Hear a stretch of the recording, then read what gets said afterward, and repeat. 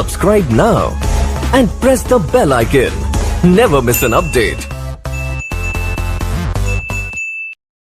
सुप्रभात बच्चों, पिछली कक्षा में हमने चर्चा की थी कि अगला क्लास हमारा उपसर्ग और प्रत्यय से संबंधित होगा। तो सबसे पहले हम उपसर्ग को लेते हैं। उपसर्ग कहता है कि वह शब्द या शब्दांश, वह शब्द या शब्दांश। शब्द कभी कभी उपसर्ग पूरा एक अक्षर का भी होकर के पूर्ण शब्द का रूप धारण करता है और कभी कभी दो अक्षर का होने के भी शब्दांश के रूप में रहता है। तो वह शब्द या शब्दांश जो किसी शब्द के पूर्व, किसी क्रिया के पूर्व में जुड़ करके उसके अर्थ में परिवर्तन ला देता है या उसको प्रभावी बना देता है। जैसे मक्षिका नाम अभाव, निर्मक्षिकम, निर्मक्षिकम प्रभाव उत्पन्न कर दिया। जैसे गति है, गति में प्र उपसर्ग लगा तो प्रगति हुआ, वह प्रभाव हुआ। और कहता है कि जैसे हार शब्द है, हार में भिन्न भिन्न उपसर्ग लगाने से भिन्न भिन्न अर्थ बनता है। तो कहता है कि वह शब्द या वह शब्दांश जो क्रिया या शब्द के पूर्व जुड़ करके, पूर्व मतलब पहले जुड़ करके उसके अर्थ में बलपूर्वक, जबरदस्ती, आप इच्छा नहीं करोगे तब भी आपको यह काम करना है, वह आदेश करता है, बलपूर्वक परिवर्तन ला देता है या प्रभाव उत्पन्न कर देता है, वह उपसर्ग कहलाता है। तो हम देख रहे हैं कि हमारा क्या कह रहा है कि जिसमें परिवर्तन या प्रभाव, प्रभाव समझते होंगे आप, तो प्रभाव उत्पन्न कर देता है उसे। जैसे ही एक श्लोक देख लीजिए कि उपसर्गेन धात्वर्थो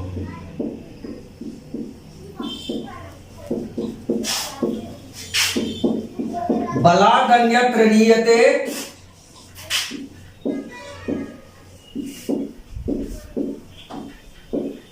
कीदृशं, तो प्रहाराहार, संहार, विहार, परिहार, वत। कहता है कि ये श्लोक कहता है कि उपसर्गेन अर्थात उपसर्ग के द्वारा धातु अर्थो, धातु अर्थात वर्ब क्रिया, धातु मतलब नॉट मेटल, आप केमिस्ट्री में पढ़ते होंगे धातु मेटल, नॉट मेटल, मेटल नहीं है यहाँ, धातु है क्रिया, वर्ब। तो धातु अर्थ अर्थात धातु के अर्थ को, क्रिया के अर्थ को बलात्, बलपूर्वक, अन्यत्र नीयते अर्थात जिस स्थान पर उसको होना चाहिए उस स्थान से कहीं और ले जाता है। कैसे? तो कहता है प्रहाराहार, संहार, विहार, परिहारवत। कहता है री धातु, री धातु है, उससे निष्पन्न शब्द बना हुआ है हार। हार का सामान्य अर्थ क्या है? गले में पहनने वाली माला। हार का अर्थ है माला या पराजय। आप हिंदी में सुनते होंगे हार मतलब पराजय, तो संस्कृत में हार पराजय नहीं होता है, लेकिन हार मतलब माला सुनते हैं। कहता है उसी में हार शब्द जो बना, उसी में यदि हम प्र उपसर्ग का प्रयोग करेंगे तो बनेगा प्रहार। प्र उपसर्ग से बना, इसका अर्थ क्या हुआ? प्रहार का अर्थ हुआ आक्रमण।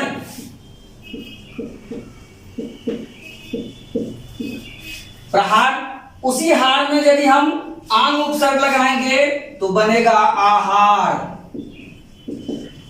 हार में प्र उपसर्ग लगाए तो क्या बना? प्रहार।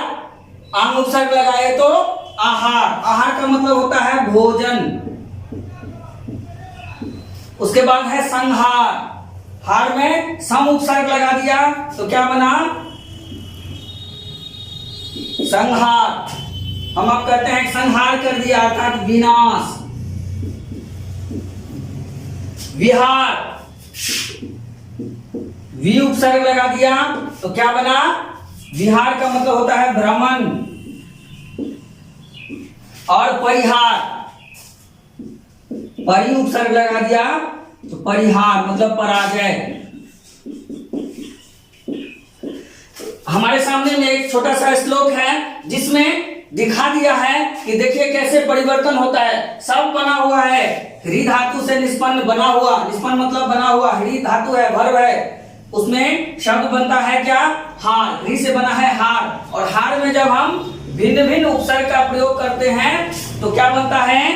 भिन्न भिन्न अर्थ हमारे सामने में आता है, जैसे प्रहार, आक्रमण, आहार, भोजन, संहार, विनाश, विहार, भ्रमण और परिहार मतलब पराजय। तो इस तरह हम देखते हैं कि उसके अर्थ में बलपूर्वक परिवर्तन उपस्थित कर देता है। उपसर्गों की संख्या 22 है।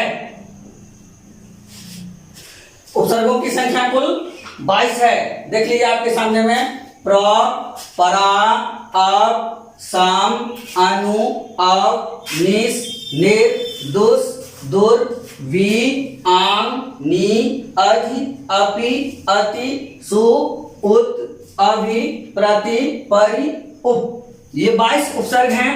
22 उपसर्ग की जरूरत आपको बहुत जगह मिलेगा, बहुत जगह जरूरत होगा। जिस समय आपको लगता होगा कि अब ये छोटा सा पार्ट है, इसको नहीं भी देखेंगे तो क्या फर्क पड़ेगा, इस उपसर्ग से कुछ क्वेश्चन तो आता नहीं है, आता है एक आध क्वेश्चन स्पष्ट करता है किसमें कौन सा उपसर्ग है, वो छांटने के लिए कहता है। और खास करके आप जब कारक पढ़ेंगे, कारक में बहुत से नियम, सामान्य नियम दिखाई देता है और कहता है कि जैसे ही वह उपसर्ग से युक्त होगा तो विशेष नियम लागू हो जाता है। तो उपसर्ग की जरूरत बहुत होती है, इसलिए आप अभ्यास कर लीजिएगा, इस 22 उपसर्ग को स्मरण कर लीजिएगा। और 22 उपसर्ग से भिन्न भिन्न जो शब्द बने हुए हैं, अलग अलग जो शब्द बना हुआ है, उस शब्द को देखिएगा, उस शब्द के अर्थ को देखिएगा और उसको वाक्य में प्रयोग करने की कोशिश कीजिएगा।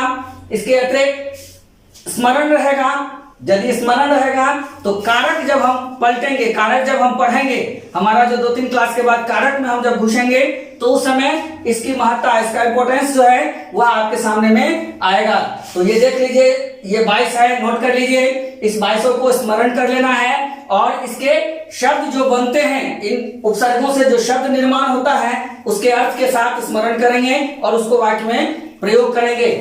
ये उपसर्ग था। इसके बाद हमारा अगला क्लास होगा प्रत्यय का। प्रत्यय कहता है उपसर्ग क्रिया या शब्द के पूर्व में जुड़ता है और प्रत्यय जो है बाद में जुड़ता है। आप लोगों ने अंग्रेजी में प्रीफिक्स और सफिक्स पढ़ा होगा, वही प्रीफिक्स और सफिक्स जो है संस्कृत में उपसर्ग या प्रत्यय कहलाता है। तो अगला क्लास हमारा होगा प्रत्यय। प्रत्यय जो 3 हैं, कृदंत, तद्धित और स्त्री प्रत्यय, उसके बारे में हम चर्चा करेंगे। धन्यवाद, आपका दिन मंगलमय हो।